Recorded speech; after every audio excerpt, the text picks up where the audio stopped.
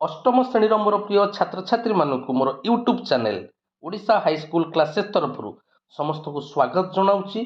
शुभ सकाळ पिले माने 2026-27 आम पाखक नूतन पुस्तक सोशल साइंस आसी जाइए। नाम रही भारत और आम पृथ्वी। एथिरे प्रथम अध्याय प्राकृतिक संबल और तार व्यवहार पार्ट 1 आम ऑलरेडी लास्ट वीडियो रे डिस्कशन करथिले। आज ये वीडियोर पार्ट 2 डिस्कशन करबा। तेबे पिले आम लास्ट पार्ट रे कौन आलोचना करथिले ना प्राकृतिक द्रव्य एवं प्राकृतिक संबल मध्य पार्थक्य देखिथिले। प्राकृतिक द्रव्य काहाकू कहबा ना जेउ द्रव्य आम चतुर्पार्श्व रही से सजीव हो बा निर्जीव हो एवं जहाकू मनीष सृष्टि करी नाही ताहाकू आम प्राकृतिक द्रव्य बोली कहूतिले। जेमती आमर झरणा हो, नदी हो, मृत्तिका हो, वायु हो, सूर्य हो, बुझेला एगुड़ हूँ प्राकृतिक द्रव्य। अच्छा, प्राकृतिक संबल काहाकू कहूतिले ना प्रकृति में मिलुथिबा और मनुष्य पाई उपयोगी समस्त मूल्यवान सामग्री बा पदार्थ को प्राकृतिक संबल कहते। अर्थात जो प्राकृतिक द्रव्य को आम व्यवहार करिपरिबा मूल्यवान सामग्री बा पदार्थ रूपे आम ताकू व्यवहार करिपरिबा ताकू आम प्राकृतिक संबल कहते। तेबे समस्त प्राकृतिक द्रव्य प्राकृतिक संबल नुह। केतेबेले गोटे प्राकृतिक द्रव्य संबल हो पार जदि प्रौद्योगिक दृष्टिकोण सुगम्य हो, आर्थनैतिक दृष्टिकोण यथार्थ हो, सांस्कृतिक दृष्टिकोण ग्रहण योग्य हो, तेबे से प्राकृतिक द्रव्यटी आम प्राकृतिक संबल हो पार। ये तीनोटी पॉइंट पिले मन रख। प्रौद्योगिक दृष्टिकोण सुगम्य, आर्थनैतिक दृष्टिकोण यथार्थ हो और सांस्कृतिक दृष्टिकोण ग्रहण योग्य हो। प्राकृतिक संबल को पिले आम विभागीकरण करथिले, तार व्यवहार को लेकिन यह तीन भाग व्यक्त करथिले। गोटे बंचिबा अत्यावश्यक संबल, विभिन्न सामग्री संबल एवं शक्ति संबल, यहीपरि तीन भाग में विभक्त करथिले। बंचिबा अत्यावश्यक संबल कौन ना जल, वायु, मृत्तिका। विभिन्न सामग्री संबल कौन ना जो प्राकृतिक द्रव्य आम किसी आम द्रव्य शौखिनी द्रव्य आम व्यवहार में लगे पारे, जमी काठरू चौकी हो, टेबुल हो तैयारी करि पारुचे। बुझीला पिले जमते लुहारू आम विभिन्न प्रकार द्रव्य तैयारी करि पारुचे बा सुनारू अलंकार तैयारी करि पारुचे। तेणु से प्राकृतिक द्रव्य को आम कहबा विभिन्न सामग्री संबल। आउ जोटा हमको शक्ति जोगाउछि, बुझेला से पेट्रोलियम जिनस हो, कोयला हो, पेट्रोल हो, डीजेल हो, प्राकृतिक गैस हो, एगुड़ी को आम कहूले शक्ति संबल। तेरे पिले आज पार्ट 2 रे आम डिस्कशन करबा संबल गुड़िक पुनः सृष्टि हो पारिबो कि नाही ताहाकू आधार करी प्राकृतिक संबल को दी भाग में विभक्त कले। गोटे है नवीकरण योग्य प्राकृतिक संबल, आ गोटे है नवीकरण अयोग्य प्राकृतिक संबल। बुझीला से प्राकृतिक संबल पुनः सृष्टि हो पारिबो ना नाही ताकू आधार करिकी आमे दुई भाग में विभक्त कले। आगुरु बा लास्ट वीडियो आमे करथिले कोन ना प्राकृतिक संबल व्यवहार को लेकिन आमे तीन भाग में विभक्त करथिले। तेबे ये जो नवीकरण योग्य प्राकृतिक संबल कौन, नवीकरण अयोग्य प्राकृतिक संबल कौन, एगुड़िक पढ़ा पूर्वर आम प्रथम गोटे प्रकृतिर नियम को जाना पड़ो। बुझेगा प्रकृतिर पिले गोटे बेसिक प्रिंसिपल रही गोटे साधारण नियम रही। The basic principle of nature होची कौन, it functions in a restorative and regenerative way. अर्थात कौन ना पुनरुद्धार करबा और पुनः सृष्टि करबा यह हेउची प्रकृतिर एक साधारण नियम। कौन सी द्रव्य जदि नष्ट किंबा क्षतिग्रस्त होता है यह प्रारंभिक अवस्था को फेरई आने को पुनरुद्धार प्रक्रिया कहुए। बुझीला मनकर तुम घरे पिले कौन ना बिस्कुट थिला, बिस्कुट सरी जाउछि बा बिस्कुट सरीगला, तुम बापा पुणी गोटे बिस्कुट नहीं आसिले बा मिक्सचर थिला मिक्सचर सरीगला पुणी गोटे मिक्सचर नहीं आसिले सेटा कौन कहबा पिले पुनरुद्धार। अर्थात गोटे जिनस सरीगले पुनर्बार ताहा आसी पारुची, उद्धार हो पारुची, ताहाकू कहबा पुनरुद्धार। बुझेला प्रकृति समयानुसार निजको सुस्थ नवीकरण करी स्थितावस्था बजाय रखे। जेमती कि कौन हुए ना तुम चर्म रे जदि किछि गोटे कौन होला क्षत होला किछि दिन पर से क्षतटा कौन भरण हो जाउछि ना नहीं। तेणु प्रकृतिर एटा गोटे साधारण नियम, जदि तार किछि प्राकृतिक द्रव्य क्षति हुए से ऑटोमेटिक ताकू भरण करदब।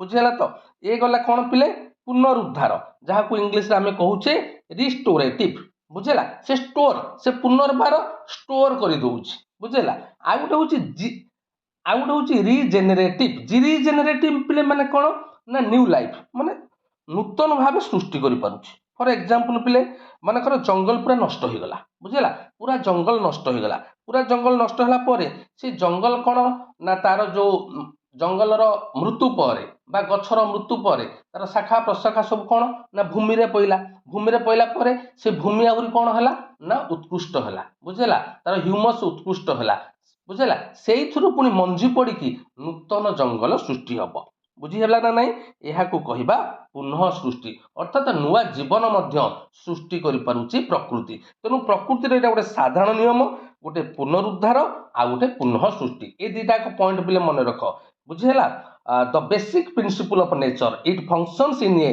रेस्टोरेटिव एंड रिजेनरेटिव वे बुझीगला तो पिले वर्तमान आम आलोचना करवा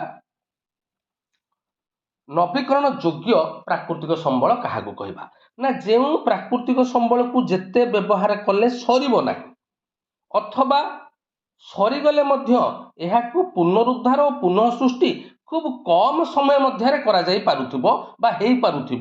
ताहाकु आमे कहबा नवीकरण योग्य प्राकृतिक संबल बुझीपार पिले माने सरीब नहीं तो जदि बा सरीगला प्रकृति ताकू पुनरुद्धार कर पुनः सृष्टि कर खूब कम समय पिले कम समय कौन 24 घंटा हो पारे गोटे दिन हो पारे बा मासे हो पारे बा गोटे वर्ष हो पारे माने कम समय मध्य भरण हो पारुथिबो तेबे ताकू कहबा आमे नवीकरण योग्य प्राकृतिक संबल तेबे केउ प्राकृतिक संबल गुड़िक ए कैटेगोरी रे जीव पहले तुम सूर्य किरण सौर शक्ति को जेते व्यवहार कले सरीब कि बुझेगा तेणु सौर शक्ति गोटे हूँ आम नवीकरण योग्य प्राकृतिक संबल बुझीपार ना नाई सेमती प्रवाहित नदीर जल को जब आम व्यवहार करवा सरीब कि तेणु ताहा गोटे नवीकरण योग्य प्राकृतिक संबल आम चतुर्पार्श्व जो पवन रही आम जिते व्यवहार कले सरीब कि तेणु ताहा गोटे नवीकरण योग्य प्राकृतिक संबल तेज आम जानिले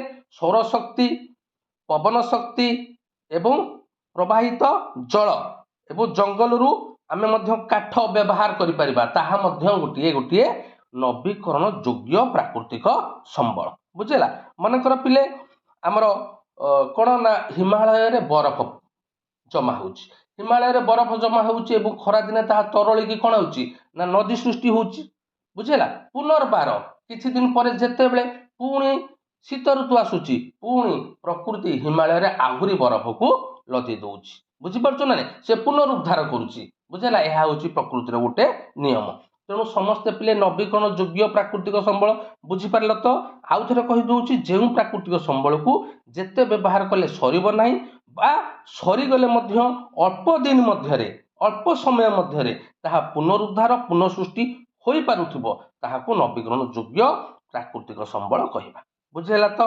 वर्तमान जीवा नवीकरण अयोग्य प्राकृतिक संबल बुझेला तो नवीकरण अयोग्य प्राकृतिक संबल कौन ना आहार विपरीत अर्थात जो प्राकृतिक संबल को जेते व्यवहार कले ताहा खूब अल्प दिन मध्य सरी जीवार संभावना अच्छी बा सरीगले यह पुनरुद्धार पुनः सृष्टि होगापाई कोटि कोटि वर्ष लगे लक्ष लक्ष वर्ष लगे यह खूब कम समय मध्य पुनरुद्धार पुनः सृष्टि हो पारे नहीं तेबे आमे ताकू कहबा नवीकरण अयोग्य प्राकृतिक संबल तेबे एगुड़िक कौन हम पिले ना आमर कोयला जी बर्तमान आम पृथ्वी में कोयला रही 50 वर्ष पर सरीज आम जाचे कोयला किपर सृष्टि होउची भूमिकंप फल बड़ बड़ गछ माटी तले रही चाप ताप पाई ताहा वर्ष वर्ष लगुच कोयला सृष्टि होगापाई तेणु ये जो जीवाश्म इंधन कोयला पेट्रोलियम एगुड़िक हूँ गोटे नवीकरण अयोग्य प्राकृतिक संबल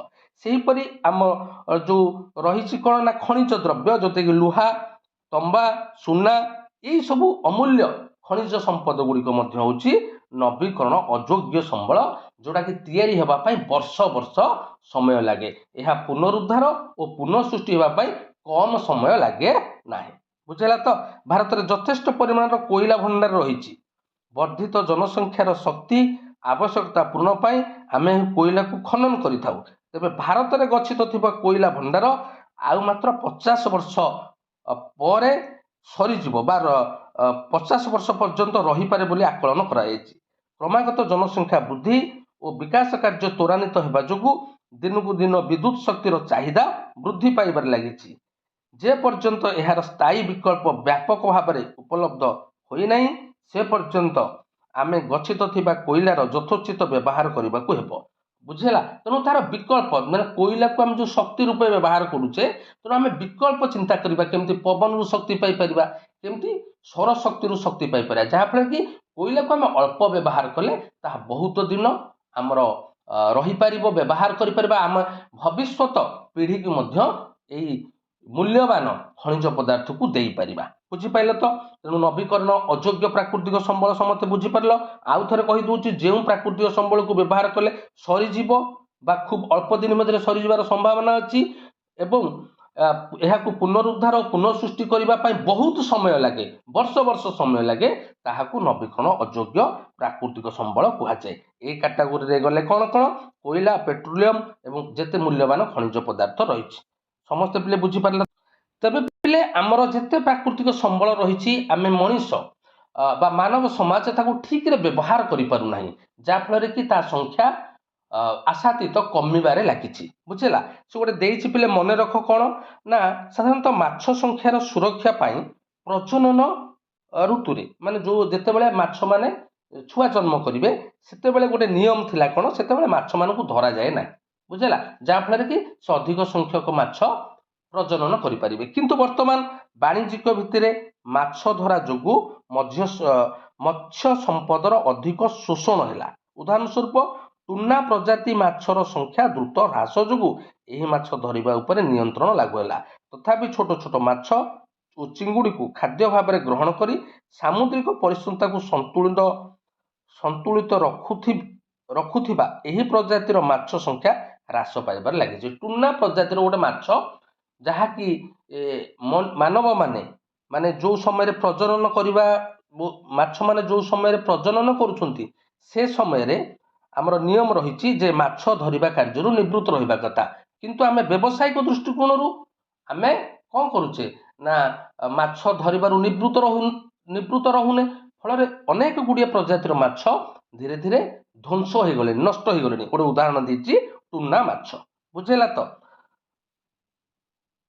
ତାପରେ ଆମେ କିପରି ପରିବେଶକୁ ପ୍ରଦୂଷଣ କରୁଛେ ତାର ଗୋଟେ ଚିତ୍ର ଦେଇଛି ପିଲେ ଦେଖ। କଳକାରଖାନାରୁ କିପରି ବର୍ଜ୍ୟବସ୍ତୁ ପୂର୍ଣ୍ଣ ଜଳ ସମୁଦ୍ରରେ ବା ନଦୀରେ ମିଶୁଛି। ବୁଝିଲା, ତାର ନିୟମ ରହିଛି ଯେ କଳକାରଖାନା ମାଲିକମାନେ ସେଇ ବର୍ଜ୍ୟବସ୍ତୁ ଜଳକୁ ପରିଷ୍କାର କରି ବା ସେଥିରୁ ଥିବା ଆବର୍ଜନା ବର୍ଜ୍ୟବସ୍ତୁକୁ ଅଲଗା କରି ଜଳକୁ ସମୁଦ୍ର ବା ନଦୀକୁ ଛାଡ଼ିବା କଥା, କିନ୍ତୁ ସେମାନେ ତାହା କରୁନାହାନ୍ତି, ଯାହାଫଳରେ କି ନଦୀ ଜଳ କ'ଣ ହେଉଛି ପିଲେ ପୁରା ବିଷ ହେଇଯାଉଛି। ଫଳରେ ନଦୀରେ ବାସ କରୁଥିବା ଲକ୍ଷ ଲକ୍ଷ ଜଳଚର ଉଦ୍ଭିଦ ପ୍ରାଣୀମାନଙ୍କର ବଂଶ ନଷ୍ଟ ହେଇଯାଉଛି। ବୁଝିଲା, ଏଥିପାଇଁ ଆମ ମାନବ ହିଁ ଦାୟୀ। ଗୋଟେ ମନେ ରଖ ଦେଇଛି ପିଲେ ପରିସଂସ୍ଥା ବା ଇକୋସିଷ୍ଟମ କ'ଣ, ତାକୁ ପିଲେ ଟିକେ ମନେ ରଖିବା ଯେ ହ୍ୱାଟ ଇଜ ଇକୋସିଷ୍ଟମ। ପରିସଂସ୍ଥା କହିଲେ କ'ଣ ବୁଝ? କୌଣସି ପ୍ରାକୃତିକ ପରିବେଶ ଅନ୍ତର୍ଗତ ସଜୀବ ଓ ନିର୍ଜୀବ ଉପାଦାନ ଗୁଡ଼ିକର ପାରସ୍ପରିକ ସମ୍ପର୍କ ଓ ନିର୍ଭରଶୀଳତାକୁ ପରିସଂସ୍ଥା କୁହାଯାଏ।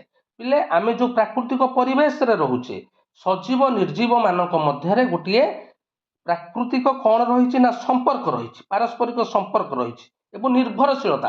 ଆମେ ତାଙ୍କ ଉପରେ ନିର୍ଭର କରୁଛୁ, ସେମାନେ ମଧ୍ୟ ଆମ ଉପରେ ନିର୍ଭର କରନ୍ତି। ଏହାକୁ ଇକୋସିଷ୍ଟମ ବା ପରିସଂସ୍ଥା କୁହାଯାଏ। ବୁଝିଲା ତ? କିନ୍ତୁ ଧୀରେ ଧୀରେ ପରିସଂସ୍ଥା ବିଗିଡ଼ିବାରେ ଲାଗିଛି। ଏଥିପାଇଁ କିଏ ଦାୟୀ ନା ଆମ ମାନବ ସମାଜ ଦାୟୀ। ବୁଝିଲା, ପ୍ରକୃତି ନିଜସ୍ୱ ଅନ୍ତର୍ନିହିତ ଢଙ୍ଗରେ କାର୍ଯ୍ୟ କରେ। ବୁଝିଲା, ବୃକ୍ଷମାନେ ପ୍ରାକୃତିକ ଭାବରେ ଅମ୍ଳଜାନ ଉତ୍ପାଦନ କରନ୍ତି। ଯେତେବେଳେ ଏହିଭଳି ପ୍ରାକୃତିକ ପ୍ରକ୍ରିୟା ଗୁଡ଼ିକ ମଣିଷ ପାଇଁ କଲ୍ୟାଣ କରେ ସେତେବେଳେ ଆମେ କହୁଛେ ପରିସଂସ୍ଥାର ସେବା କହିଥାଉ। ବୁଝିଲା, ଏହା ହେଉଛି ପରିସଂସ୍ଥାର ସେବା। କାହିଁକି ନା ଗଛ ଆମକୁ ଅମ୍ଳଜାନ ଯୋଗାଏ, ଯେଉଁ ଅମ୍ଳଜାନ ପାଇଁ ମାନବ ସମାଜ ବା ପ୍ରାଣୀ ଜଗତ ବଞ୍ଚି ରହିଛି।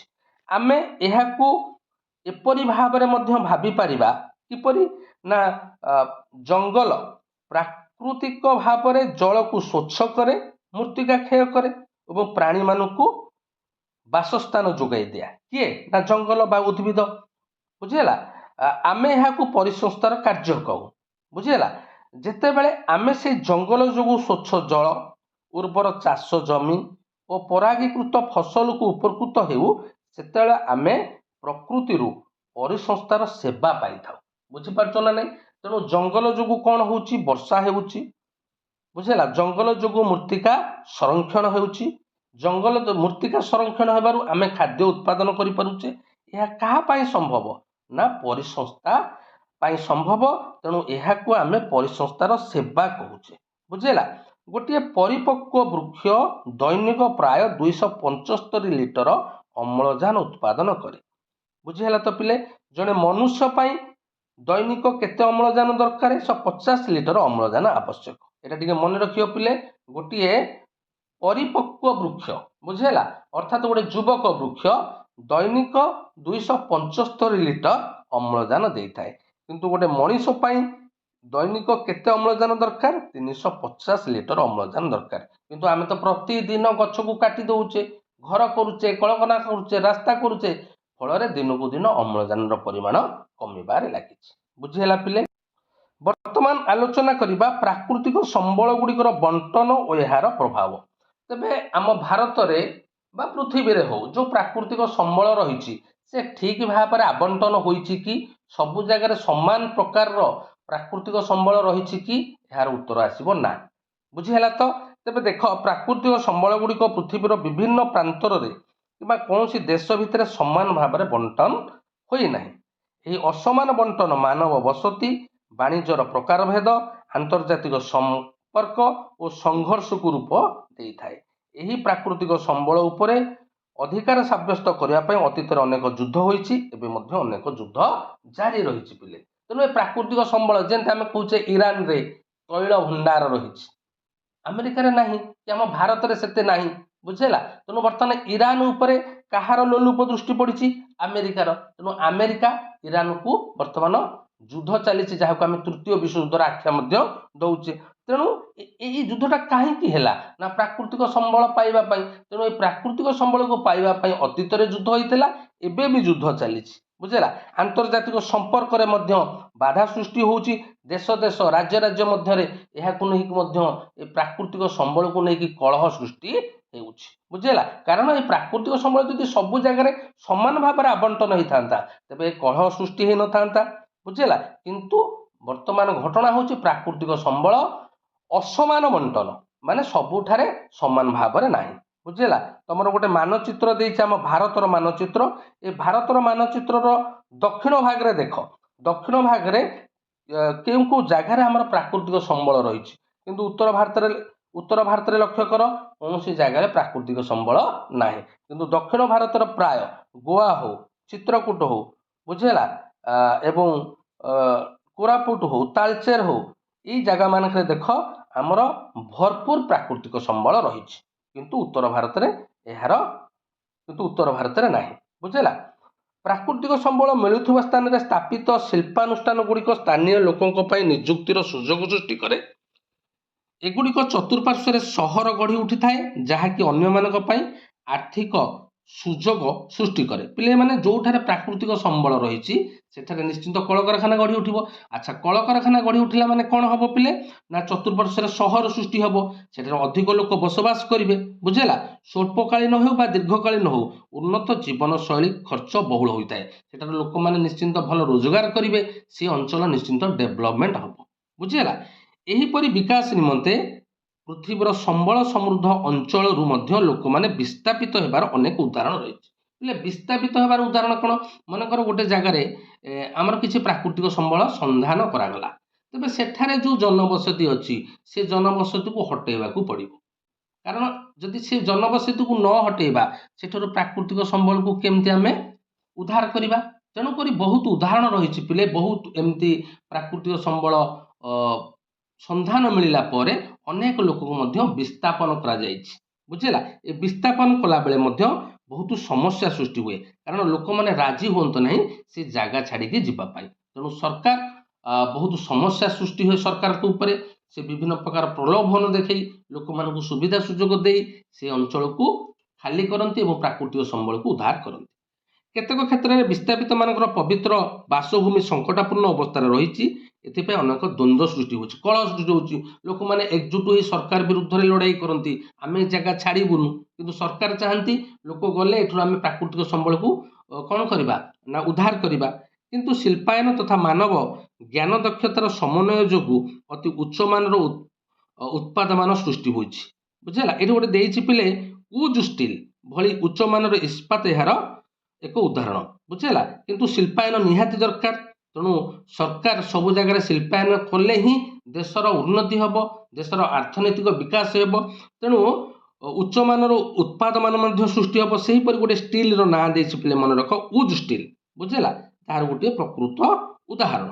यह व्यतीत प्राकृतिक संबलर भौगोलिक स्थिति उपर निर्भर करी जातीय और आंतर्जातिक वाणिज्य प्रभावित होता है। आमे जानू जे भारतर बृहत साम्राज्यर विकास को अतीत वाणिज्य ही इंधन जोगाई। प्रकृति राजनैतिक सीमा को ध्यान दिए नहीं, एथिपाई विभिन्न देश और राज्य मध्य प्राकृतिक संबल अंशदारी उत्तेजना सृष्टि होती।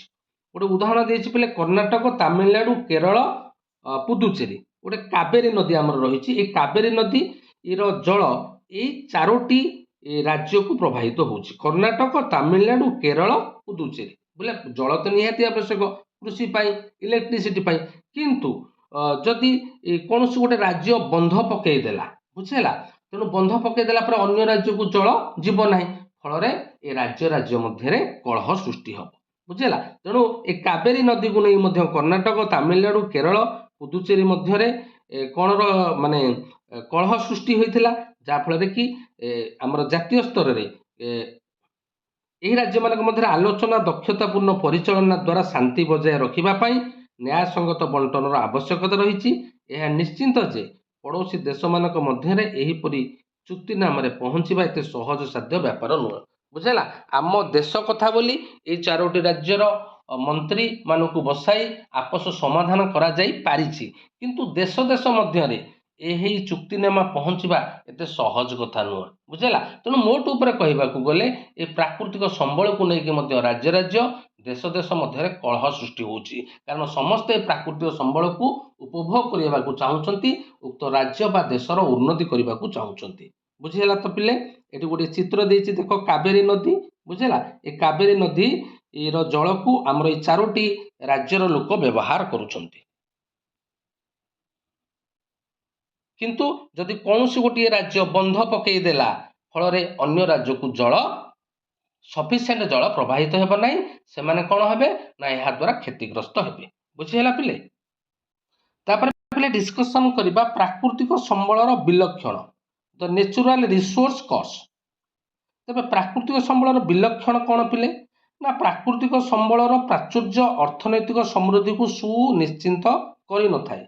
बुझेला, केतेक अंचल प्राकृतिक संबलर समृद्धि थिबा सत्ते सेठारे आर्थिक अभिवृद्धि और विकास धारा मंथर होता है। बुझेला, माने अनेक देश में प्राकृतिक संबल भरपूर अच्छी, आमे जानिचे प्राकृतिक संबल भरपूर थिले से देशर विकास अभिवृद्धि द्रुत गति आगेवा कथा, किंतु से देशर अभिवृद्धि और विकास धारा मंथर हो जाइछि। फलतः देश में अनेक सामाजिक और आर्थिक समस्या मान सृष्टि होछि। परिस्थिति को अर्थनीतिज्ञ माने प्राकृतिक संबलर विलक्षण बोली कहुए। बुझेला, बा प्रचुरतार विरोधाभास बोली कहिसंती। बुझेला, अर्थात प्राकृतिक संबल रही किंतु ताकू सठिक भाव में व्यवहार करि पारु नांती, फल सामाजिक और आर्थिक समस्या मान सृष्टि होछि। तेणु अर्थनीतिज्ञ माने यहाकू प्राकृतिक संबलर विलक्षण बा प्रचुरतार विरोधाभास बोली कहिसंती। जदि आमे याकू बुझिबा जे कौनसी गोटे देश रे जदि प्राकृतिक संबल भरपूर अच्छी, से देश केबे धनी होई परिबो नाही। काहेकि धनी होई परिबो नाही ना से संबल को उच्च मूल्यर उत्पादन रे परिणत करबे को हेले शिल्पर आवश्यकता अछि, एवं शिल्प तैयारी करबे को हेले आर्थिक स्थिति मध्य सुदृढ़ होबार अछि। तेणु से देशर आर्थिक स्थिति सुदृढ़ होइतिले शिल्प हबो, एवं शिल्प हेबा पय मध्य उपयुक्त ज्ञान रो आवश्यकता रही, मानव संबलर विकास हवा आवश्यक। तेणु जदि कौन देश में यहीपरि प्राकृतिक संबल अच्छी किंतु से संबलर संरक्षण और धारणीयता मध्य संतुलन रक्षा करने गोटे आह्वान जदि हो पारु नाही, तेबे से देश ବିକାଶ ହୋଇପାରିବ ନାହିଁ। ଏହାକୁ ଆମେ କ'ଣ କହିବା ପିଲେ? ଏହାକୁ କହିବା ଆମେ ପାରାଡକ୍ସ ଅଫ ପ୍ଲେଣ୍ଟି ବା ପ୍ରଚୁରତାର ବିରୋଧାଭାସ ବା ପ୍ରାକୃତିକ ସମ୍ବଳର ବିଲକ୍ଷଣ। ବୁଝିହେଲା ତ? ତେଣୁ ପ୍ରାକୃତିକ ସମ୍ବଳ ସମ୍ବନ୍ଧରେ ଯଥାର୍ଥ ଜ୍ଞାନ ଓ ଏହାର ସୁପରିଚାଳନା ବିଷୟରେ ଆମେ ପ୍ରଥମେ ଜାଣିବା ଦରକାର। ତେବେ ମଣିଷର ବୋଧ ଶକ୍ତି, ସୁଶାସନ, ଉପଯୁକ୍ତ ଯୋଜନା ଉପରେ ହିଁ ଏହାର ସ୍ଥାୟୀ ଲାଭ ବା ତତ୍କାଳୀନ ଲାଭ ନିର୍ଭର କରେ। ତେଣୁ ମାନବ ସମ୍ବଳ କ'ଣ ନା ମାନବ ସମ୍ବଳ ଜ୍ଞାନ ଶକ୍ତି ରହିବା ଦରକାର। ବୁଝିପାରିଲ? ତେଣୁ ସେମାନେ ଶିକ୍ଷିତ ହେବା ଆବଶ୍ୟକ। ସେମାନେ ଶିକ୍ଷିତ ହେଲେ ଯେଉଁ ପ୍ରାକୃତିକ ସମ୍ବଳ ଅଛି ତା ସମ୍ପର୍କରେ ସେମାନେ ଜ୍ଞାନ ଆହରଣ କରିପାରିବେ ଏବଂ ତାହାକୁ କିପରି ରେସ୍କ୍ୟୁ କରିପାରିବା। ବୁଝିଲା? ସେଥିପାଇଁ ଟେକ୍ନୋଲୋଜିର କ'ଣ ହେଇପାରିବ? ଉଦ୍ଧାର ହେଇପାରିବ ବା ନୂଆ ନୂଆ ଭାବେ ଟେକ୍ନୋଲୋଜି ପ୍ରସାର ଲାଭ କରିପାରିବେ ବା ଉଦ୍ଭାବନ କରିପାରିବେ। ବୋଲେ ସାରା ପୃଥିବୀରେ କହୁଛେ ଚୀନ ଗୋଟେ ପ୍ରଗତିଶୀଳ ରାଷ୍ଟ୍ର। ବୁଝିଲା? କାହିଁକି ନା ଏହାର ଟେକ୍ନୋଲୋଜି ଉନ୍ନତ। ଏହାର ଟେକ୍ନୋଲୋଜି ଉନ୍ନତ ପଛର କାରଣ ହେଉଛି କ'ଣ? ମାନେ ମାନବ ସମ୍ବଳ ଶିକ୍ଷିତ। ବୁଝିଲା? ସେମାନଙ୍କର ଜ୍ଞାନ ବୋଧ ଶକ୍ତି ଅନ୍ୟ ଦେଶ ତୁଳନାରେ ସେମାନେ ଉନ୍ନତ ଶିକ୍ଷିତ। ସେମାନେ ଫଳରେ ସେମାନେ ଟେକ୍ନୋଲୋଜିକୁ ସବୁ କ୍ଷେତ୍ରରେ ବ୍ୟବହାର କରିପାରୁଛନ୍ତି। ତେଣୁ ଗୋଟେ ଦେଶରେ ଯଦି ଖାଲି ପ୍ରାକୃତିକ ସମ୍ବଳ ଭରପୁର ଅଛି ସେ ଦେଶ ଧନୀ ବୋଲି ଆମେ କହିପାରିବା ନାହିଁ। ଯଦି ସେମାନଙ୍କର ମାନବ ସମ୍ବଳର ବିକାଶ ହୋଇନଥିବ, ସେ ସମ୍ବଳ ବିଷୟରେ ସେମାନଙ୍କର ଧାରଣା ନଥିବ, ସେମାନଙ୍କର ଟେକ୍ନୋଲୋଜି ଷ୍ଟ୍ରଙ୍ଗ ନଥିବ, ନୂଆ ସେଇ ପ୍ରାକୃତିକ ସମ୍ବଳକୁ କିପରି ରେସ୍କ୍ୟୁ କରିବା ତାଙ୍କର ଜ୍ଞାନ ନଥିବ, ତେବେ ସେ ଦେଶ ଉନ୍ନତି ହୋଇପାରିବ ନାହିଁ। ବରଂ ସେ ଦେଶରେ କ'ଣ ହବ ପିଲେ? ସାମାଜିକ ଓ ଆର୍ଥିକ ସମସ୍ୟା ମାନ ସୃଷ୍ଟି ହେବ। ତେଣୁ ଏହାକୁ କହିବା ଆମେ ପ୍ରାକୃତିକ ସମ୍ବଳର ବିଲକ୍ଷଣ। ସମସ୍ତେ ବୁଝିପାରିଲ ପିଲେ? ଆଜିର ଭିଡ଼ିଓଟି ଏଇଠି ରହିଲା। ପରବର୍ତ୍ତୀ ଭିଡ଼ିଓରେ ପ୍ରାକୃତିକ ସମ୍ବଳର ଦାୟିତ୍ୱ ସମ୍ପନ୍ନ ସୁବିନିଯୋଗ, ସୁରକ୍ଷିତ ପରିଚାଳନା ଅର୍ଥାତ୍ ଯେଉଁ ପ୍ରାକୃତିକ ସମ୍ବଳ ଅଛି ତାକୁ କିପରି ଆମେ ସୁବିନିଯୋଗ କରିପାରିବା ସେ ବିଷୟରେ ଆମେ ଡିସ୍କସନ୍ କରିବା। ସମସ୍ତଙ୍କୁ ଅନେକ ଅନେକ